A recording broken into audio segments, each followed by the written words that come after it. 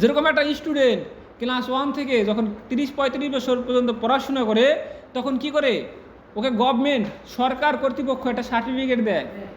সেই সার্টিফিকেটের মাধ্যমে কি করতে পারি, আমরা বড় বড় কোম্পানিতে চাকরি করতে পারি।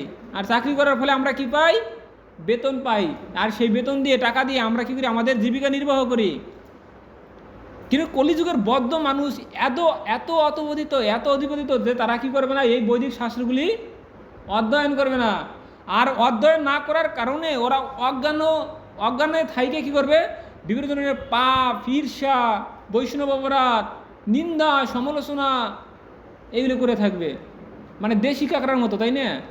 কাঁকড়া খালি উপরে যখন যায় তখন নিচ থেকে আর একটা কাঁকড়া ওকে টেনে নামিয়ে দেয়। তো ঠিক তদ্রূপ আমরা যখন এই বৈদিক শাস্ত্র গ্রন্থগুলি অধ্যয়ন করব না, তখন এই কাঁকড়ার মতন হয়ে যাব। শিল প্রভুপাদ বলছেন যে আমরা যদি নিয়মিত গ্রন্থ পাঠ না করি, তাহলে আমাদের কি হবে, শাস্ত্রের বিস্মৃতি, মানে আধ্যাত্মিকভাবে আমাদের বিস্মৃতি হবে। আমরা চোখে দেখবো, কানে শুনবো, কিন্তু সেন্স, ইন্দ্রিয় কাজ করবে না। তাই আমাদের উচিত প্রতিদিন এই গ্রন্থগুলি অধ্যয়ন করা। আর যখন আমরা, কারণ জড়জগতিক গ্রন্থগুলি আমরা অধ্যয়ন করার সুযোগ পাই কয় বছর, 30 থেকে 35 বছর সর্বোচ্চ। এরপরে কিছু আছে, সব শিল্পকলা শেষ, চাকরি পেলেই সব শিল্পকলা শেষ। কিন্তু এই আধ্যাত্মিক গ্রন্থগুলি, গীতা, ভাগবতম, আমরা মৃত্যুর আগ পর্যন্ত পড়ার সুযোগ পাবো। তার মানে হিসেব করেন যে মৃত্যুর আগ পর্যন্ত যদি আমরা এই বৈদিক শাস্ত্রগুলি অধ্যয়ন করি, তাহলে আমরা একটা সময় সাধুতে পরিণত হব না, শুদ্ধ ভক্তে পরিণত হবো না কিনা? অবশ্যই হব। তা আমাদের উচিত প্রতিনিয়ত এই গ্রন্থগুলি অধ্যয়ন করা।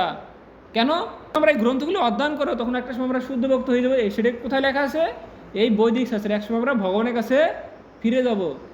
কিন্তু আমরা এত বোকা, আমরা বৈদিক শাস্ত্র অধ্যয়ন করতে চাই না। কারণ কি, আমরা ভগবানের কাছে ফিরে যেতে চাই না। তাহলে আমার এই বিল্ডিং, টাকা পয়সা, ধন দৌলত, এই প্রপার্টি কে খাবে? ও আবার আসতে হবে, পুনরপি জননম পুনরপি মনোরম, বারবার ডেট অফ বার্থ, মানে বারবার এই পৃথিবীতে আসতে হবে, ওইগুলি ভোগ করতে। ভগবান জানে, এর জন্য বলে মনের কথা জানে গৌরা, কেমনে দেবী ফাঁকি। আরে ভাই, তুই যে আমার কেন ডাকতেছিস হরেকৃষ্ণ মোহাম্মদের জপ করার সময়? আমি তো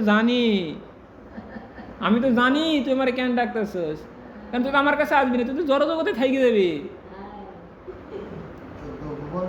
হ্যাঁ, তাই জন্য এই জড়জগতে থাকার জন্য সব সময় সংগ্রাম করে। তাই আমাদের উচিত এই জড়জগতের থেকে বেরোয় গিয়ে ওই আধ্যাত্মিক জগতে আমাদের চলে যেতে হবে। তাহলে সেই আধ্যাত্মিক জগতে আমরা কীভাবে যেতে পারি? এই গীতা ভাগবতম পড়ার মাধ্যমে সেই যথার্থ, উপযুক্ত, সুদক্ষ সেই ভাগবতমের সিঁড়ি আমরা খুঁজে পাবো। আর যখন আমরা টুক টুক টুক টুক করে সেখানে পৌঁছে যাব। হরে কৃষ্ণ।